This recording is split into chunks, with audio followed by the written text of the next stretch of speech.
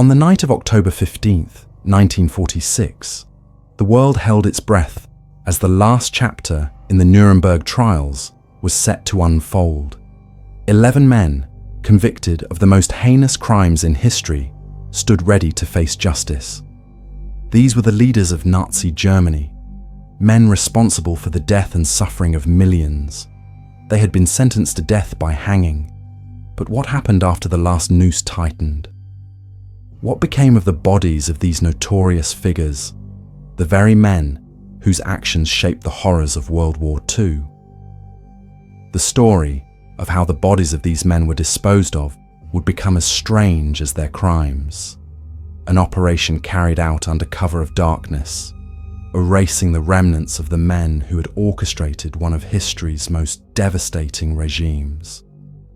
But before we get to the bizarre tale of the bodies, let's first recount the fateful day of execution.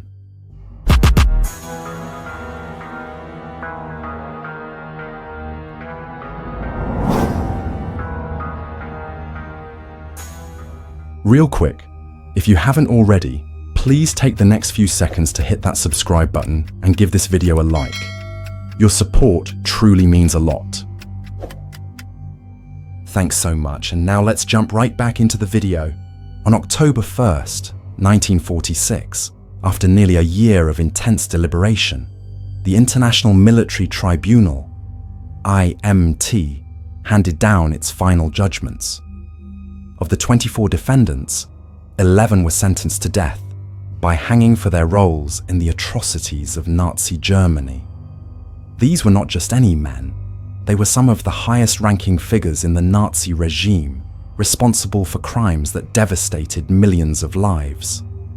Among them were Wilhelm Keitel, the Field Marshal and Chief of the German Armed Forces; Joachim von Ribbentrop, Hitler's foreign minister, who had helped shape the war's alliances; Dr. Ernst Kaltenbrunner, SS Obergruppenführer and Chief of the Reich Main Security Office, one of the chief architects of the Holocaust; Alfred Rosenberg, the minister of the occupied Eastern Territories, who had helped formulate Nazi racial ideology; Dr. Hans Frank, the head of the general government of occupied Poland, who oversaw brutal policies that led to the deaths of millions; Wilhelm Frick, Reich Minister of the Interior, responsible for instituting the Nazi laws that contributed to the Holocaust; Julius Streicher, publisher of Der Stürmer, the notorious Nazi propaganda newspaper;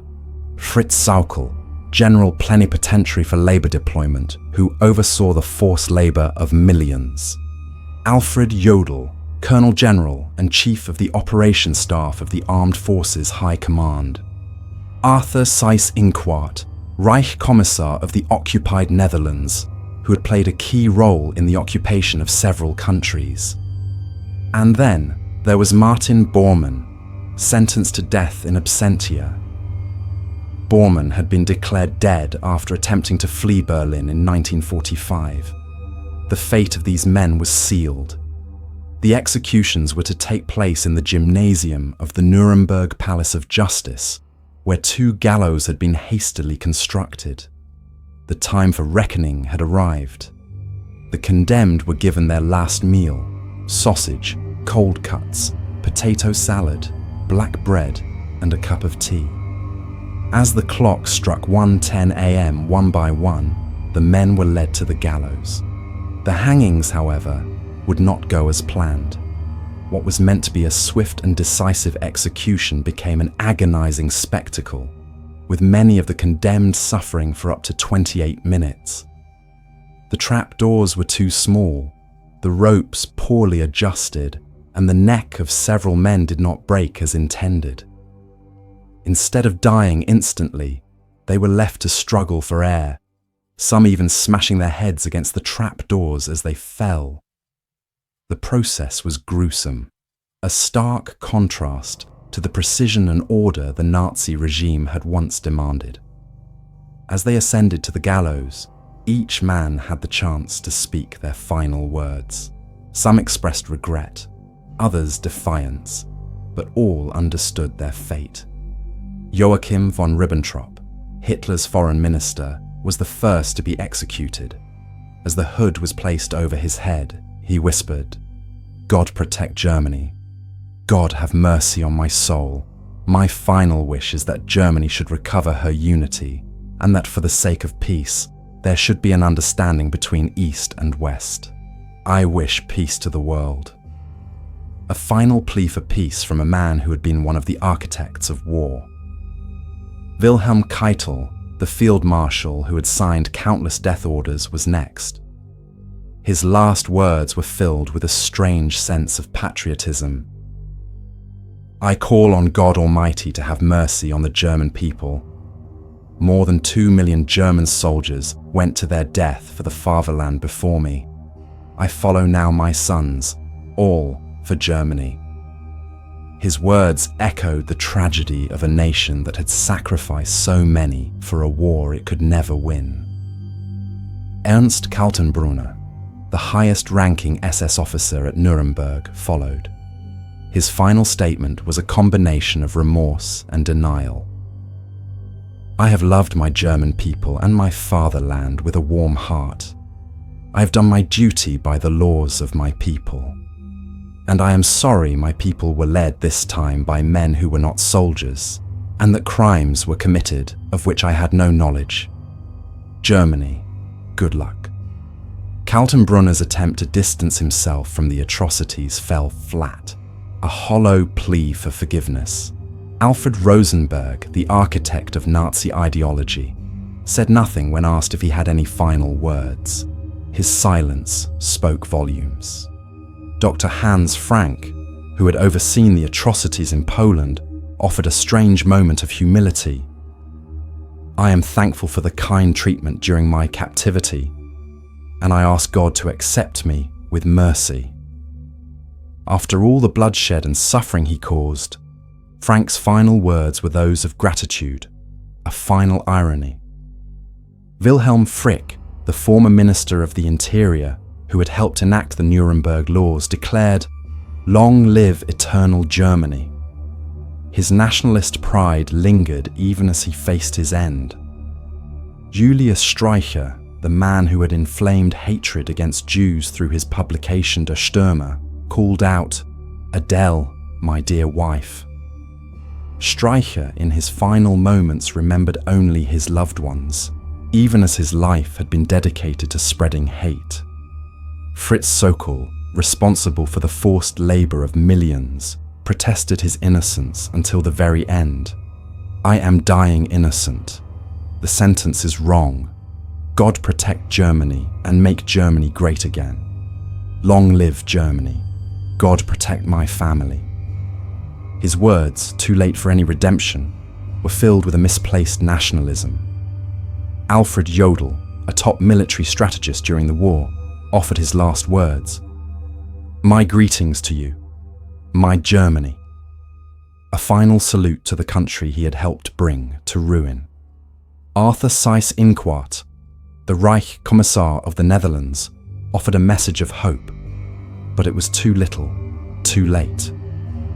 "I hope that this execution marks the final act of the tragedy of the Second World War, and that the lesson learned from this war will be that peace and understanding should exist between peoples. I believe in Germany." His words reflected the war's painful legacy, but rang hollow in the face of the destruction he had helped create. As the trapdoors fell, the men plummeted to their death, but instead of dying quickly, many endured a slow, painful suffocation. The ropes were not adjusted properly, causing the condemned to slowly strangle. Some men fought for their last breaths for as long as 28 minutes. It was not a quick or clean death, and in the end, it was a tragic and botched execution of justice. But one man managed to escape the noose entirely.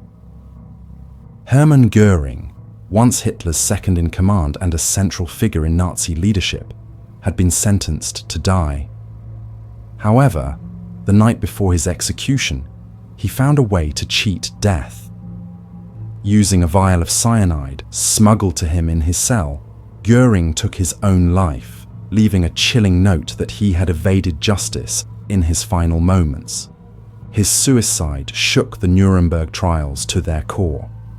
Göring's death, the most senior of the Nazis to be tried, created shockwaves around the world. How had this master manipulator managed to escape his fate?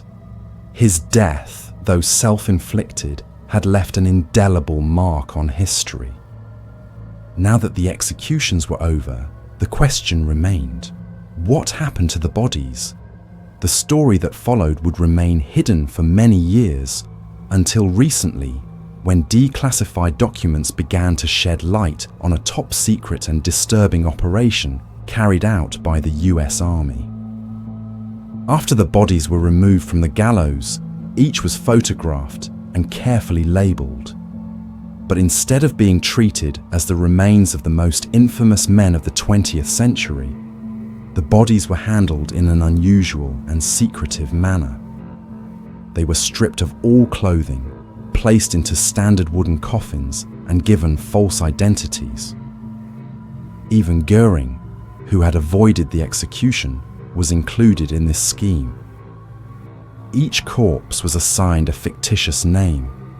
Göring became George Munger, for example.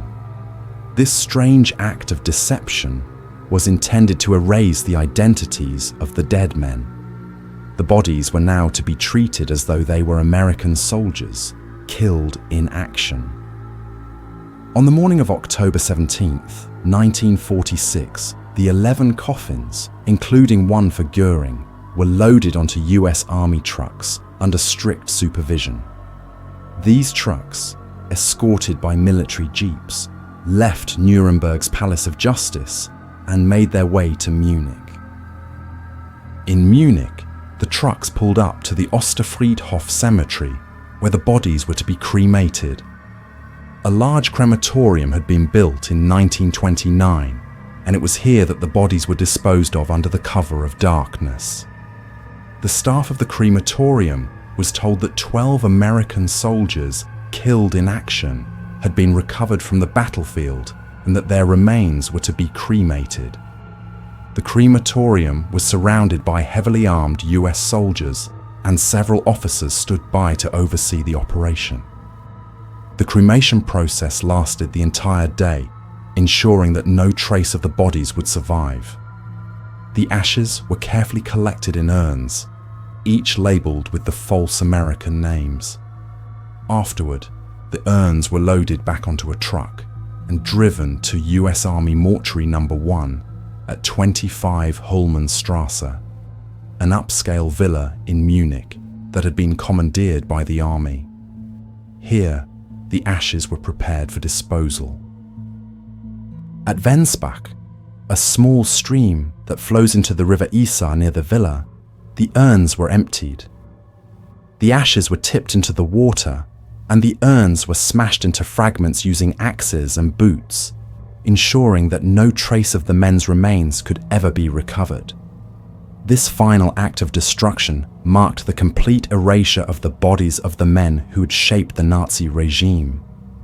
Their ashes, once scattered in the water, were washed away into history, leaving behind no physical remnants. While the bodies were disposed of, the Nazi leaders' personal possessions were also handled with great secrecy. Those who had been tried in military uniforms had their insignia removed, and the uniforms were sent to storage. Field Marshal Keitel's medals, including his Knight's Cross and Iron Crosses, were destroyed. His Field Marshal's baton was also burned. Interestingly, Keitel's 2 golden party badges were retained, though the swastikas were defaced before they were handed over to the finance director of the US occupation zone in Germany. They were to be sold to offset the $4,500 costs of the executions. Göring's decorations, including his Grand Cross of the Iron Cross, Knight's Cross, and Blue Max, were also destroyed, though some of his precious metal badges were scratched or defaced and later sold. Other men, such as Karl Dönitz, who received a sentence of imprisonment, also had their medals destroyed. While the other bodies were disposed of, one man, Robert Ley, escaped the cremation process altogether. Ley, head of the German Labour Front, had hanged himself in his cell in October 1945, well before the Nuremberg executions took place. But Dr. Douglas Kelly, the prison psychologist, had a macabre interest in Ley's mental state. Before further tests could be performed, Kelly had Ley's brain tissue smuggled out for study. A section of Ley's brain was discovered years later among Kelly's personal papers, long after Kelly himself had taken his life. The story of the Nuremberg Trials didn't end with the executions. In fact, the aftermath, shrouded in secrecy and disturbing acts of destruction, revealed the extreme lengths to which the victors went to erase the remnants of the Nazi regime. The bodies were disposed of, their ashes scattered, and their personal possessions sold or destroyed. But in doing so, the question remains: why was the truth of the body's disposal kept hidden for so long? And what does this strange chapter in history say about the lengths to which the victors were willing to go to ensure that the Nazis would be erased from the earth, both physically and symbolically? In the end, the final traces of these men were scattered, burned, or washed away, leaving behind nothing but the chilling memory of their actions.